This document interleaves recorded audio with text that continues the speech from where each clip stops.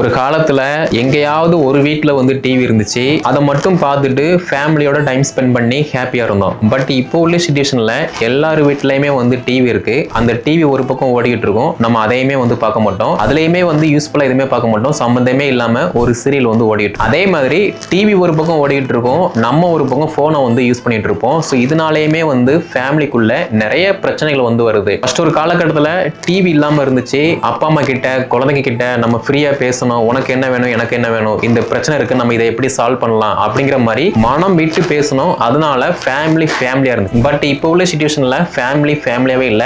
நிறைய இடத்துல வந்து நீ அப்படி இருக்க, நான் இப்படி இருக்க, நீ பேச மாட்டேங்க, நீ என்கிட்ட பேச மாட்டேங்க அப்படிங்கிற மாதிரி பல்வேறு குளறுபடிகள் வந்து இருந்துகிட்டு இருக்கு. ஆக்சுவலா வந்து சக்சஸ் ஆகணும் அப்படின்னு திங்க் பண்றீங்க அப்படின்னா முக்கியமா வந்து டிவி வந்து பார்க்கவே கூடாது. போன் வந்து இப்போ உள்ள சிச்சுவேஷன்ல அத்தியாவசியம், ஆனா தேவைக்கு மட்டும் அதை பயன்படுத்தணும் அப்படின்னா நம்முடைய லைஃப் வந்து ஆட்டோமேட்டிக்கா மாறும். Okay, so TV is a idiot box, முட்டாளின் பெட்டி தான் டிவி அப்படிங்கிற மாதிரி நிறைய இடத்துல வந்து பதிவு பண்ணிருக்காங்க. ஸோ திங்க் பண்ணி பாருங்க. இதனுடைய கருத்தை கீழே கமெண்ட்ல வந்து லீவ் பண்ணுங்க. நம்முடைய சேனலை சப்ஸ்கிரைப் பண்ணல அப்படின்னா சப்ஸ்கிரைப் பண்ணிக்கோங்க.